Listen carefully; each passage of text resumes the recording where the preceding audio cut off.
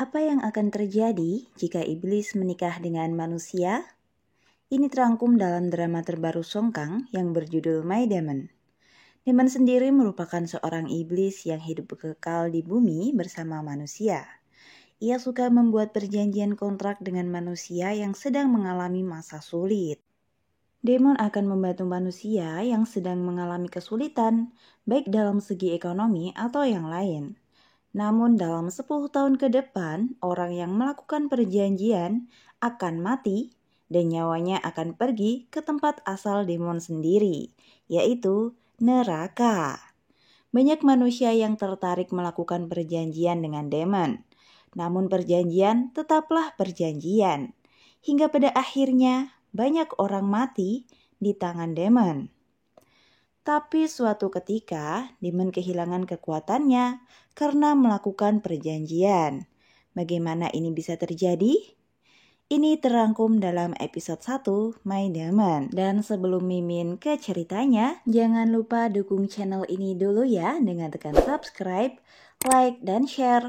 Karena itu semua gratis. Oke, jika sudah, kita langsung aja ke pembahasannya. Ini berawal dari kencan buta yang akan dilakukan oleh seorang gadis konglomerat bernama Do Do Hee. Parasnya yang cantik dan hidupnya yang bergelimang harta membuat Do Do Hee terlihat sangat sempurna. Sampai-sampai tidak ada yang menyadari bahwa hidupnya penuh dengan ancaman bahaya. Ternyata di balik kesempurnaannya, Do Do Hee merupakan seorang yatim piatu yang diadopsi oleh Chu Chon Suk, seorang komisaris utama perusahaan Mirai, yaitu salah satu perusahaan terbesar di Korea. Ju Chon Suk sendiri memiliki 2 orang anak kandung. Anak pertama bernama Noh Suk Min, yang memiliki julukan putra mahkota yang tak pernah naik tahta, akibat kalah saing dengan ibunya sendiri. Ia telah menikah dengan seorang wanita bernama Kim Saera. Sebagai seorang menantu, ia sangat memperdulikan perkataan orang lain, apalagi ibu mertuanya. Dalam pernikahan mereka telah dikaruniai seorang putra yang bisa dikatakan cukup pendiam. Sementara anak kedua Ju Chon Suk adalah seorang wanita bernama Noh Su An yang memiliki julukan Suan Paris karena sangat tergila-gila atau terobsesi dengan Paris. Ia juga telah menikah dengan seorang dosen di luar negeri yang sangat sibuk dan sangat sulit untuk ditemui. Bahkan ia tidak hadir di pesta ulang tahun ibu mertuanya sendiri. Pernikahan mereka dikaruniai 2 orang anak kembar bernama Austin dan Justin. Selain kedua anaknya, ada satu anggota keluarga lagi yang terangkul dalam keluarga ini, yaitu Ju Sok Hun, yang merupakan keponakan Ju Chon Suk. Walaupun sama-sama bermarga Ju, tetapi sepertinya hubungan mereka hanya sebatas bisnis saja. Seperti pada umumnya, Ju Chon Suk akan melakukan foto bersama keluarga saat pesta ultahnya yang ke-70. Biasanya kita akan langsung foto jika anggota keluarga sudah lengkap. Tapi mereka tak kunjung melakukannya. Sampai akhirnya Do Do Hee datang dengan terburu-buru. Ternyata Ju Chon Suk menunggu Do Do Hee. Bahkan Do Do Hee mengambil tempat di samping Ju Chon Suk. Ju Chon Suk sangat sayang pada Do Do Hee. Bahkan rasa sayangnya lebih besar daripada ke anak kandungnya. Karena hal itu, Do Do Hee bak virus yang berada di tengah-tengah mereka. Tentunya anak dan kerabat Ju Chon Suk sangat tidak nyaman dengan adanya Do Do Hee. Sehingga mereka semua berusaha untuk menjatuhkan Do Do Hee. Sampai Do Do Hee tidak bisa membedakan mana yang benar-benar baik atau hanya berpura-pura baik. Karenanya, untuk melindungi diri sendiri, Do Do Hee akhirnya menjadi sangat berambisi dan mencintai pekerjaannya. Ia menjadi seorang direktur utama di perusahaan nenek angkatnya. Saking cintanya pada perusahaan, ia sampai melupakan pendamping hidupnya. Karenanya, Ju Chon Suk selalu menjadwalkan kencan buta pada cucu kesayangannya itu. Dan seperti yang telah biasa ia lakukan, kali ini Dodohi akan melakukan kencan buta lagi hanya untuk formalitas saja, agar nenek kesayangannya mau melakukan cek kesehatan. Tidak seperti biasanya saat memasuki hotel, ia diberitahu bahwa sudah ada orang yang menyewa seluruh restoran. Namun Dohi tidak terkejut dan mengatakan bahwa pria itu sangat sombong. Dohi langsung menghampiri pria yang ia lihat. Ternyata pria itu adalah iblis Demon. Melihat pesona dan kegantengan Demon, Dohi sempat terpesona, dan harga dirinya yang mahal sempat menghilang sejenak. Sementara Demon sangat kebingungan dengan kedatangan Dohi. Demon sempat mengusir Dohi dan berbicara dengan sangat tidak sopan. Mengingat bahwa Dodohi melakukan semua ini demi nenek kesayangannya, Dodohi menahan amarahnya dan menjelaskan bahwa ia hanya akan duduk di sana selama 30 menit. Dan mereka melakukan kencan ini hanya untuk formalitas saja. Dohi juga mengatakan bahwa dia berada di sana karena perintah Tuhan. Di sini Tuhan yang dimaksud adalah nenek Dohi. Mengira bahwa Dohi adalah suruhan Tuhan, Demon akhirnya membiarkan Dodohi. Kemudian terlihat Dodohi memperkenalkan diri dan kemudian juga meminta Demon untuk memberikan kartu namanya. Ternyata Demon hidup di bumi dan menjalankan kehidupan sebagai Jong Gu-won, seorang CEO di Yayasan Sunwool. Bisa dibilang perusahaan yang mengurus segala hal yang bersifat tradisional. Tidak terasa 30 menit sudah berlalu. Dohi pamit pergi dan pas sekali saat itu pelayan sedang mengantarkan kue. Dan pas sekali juga ada beberapa orang yang mencari Dohi.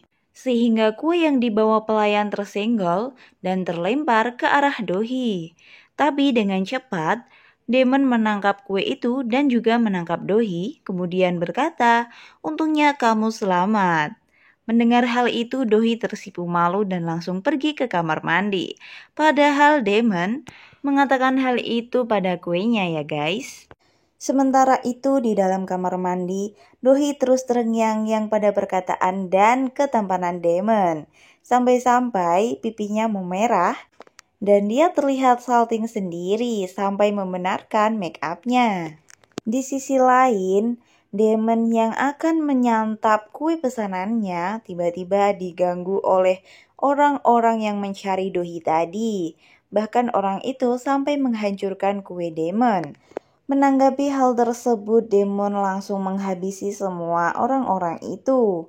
Karena Demon bukanlah orang biasa, ia memasukkan semua orang-orang itu ke dalam sebuah koran. Dan saat Dodohi kembali, orang-orang itu sudah habis disikat oleh Demon.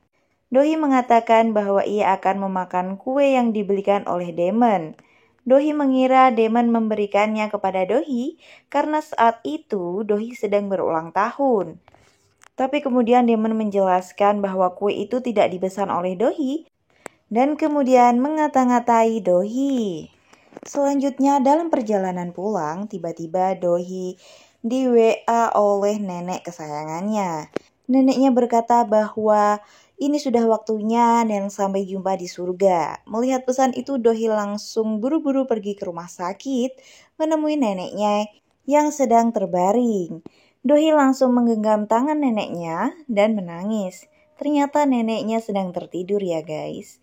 Kemudian, nenek Dohi memberikan sebuah kue untuk merayakan hari ulang tahun Dohi.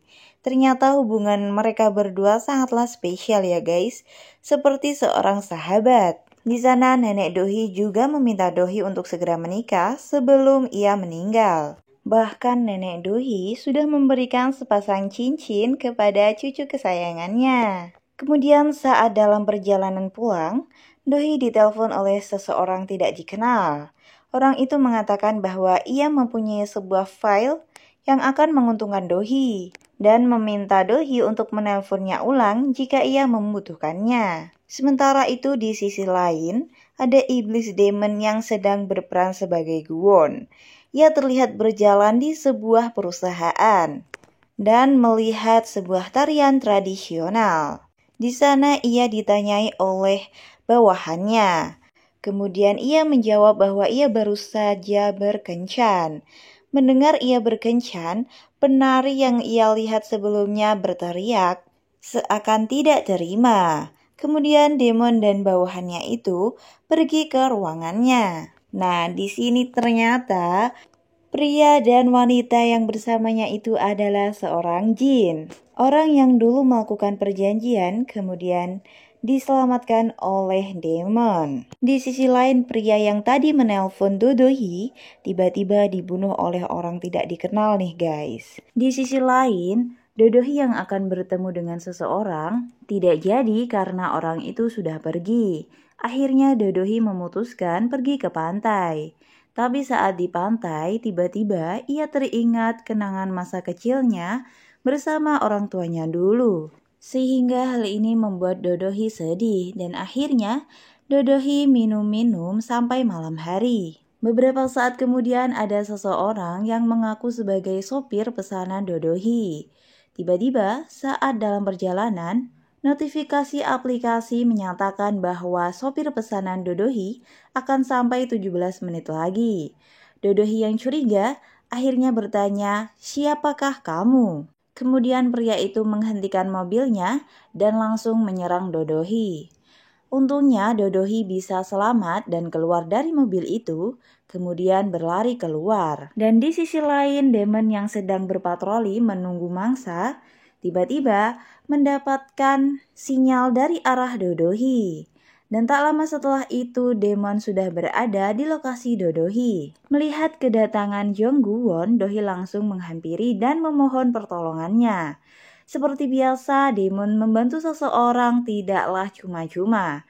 Demon meminta Dodohi untuk mulai perjanjian dan menandatangani kontrak. Tapi karena situasi darurat, akhirnya Demon memutuskan untuk menghabisi pria itu terlebih dahulu.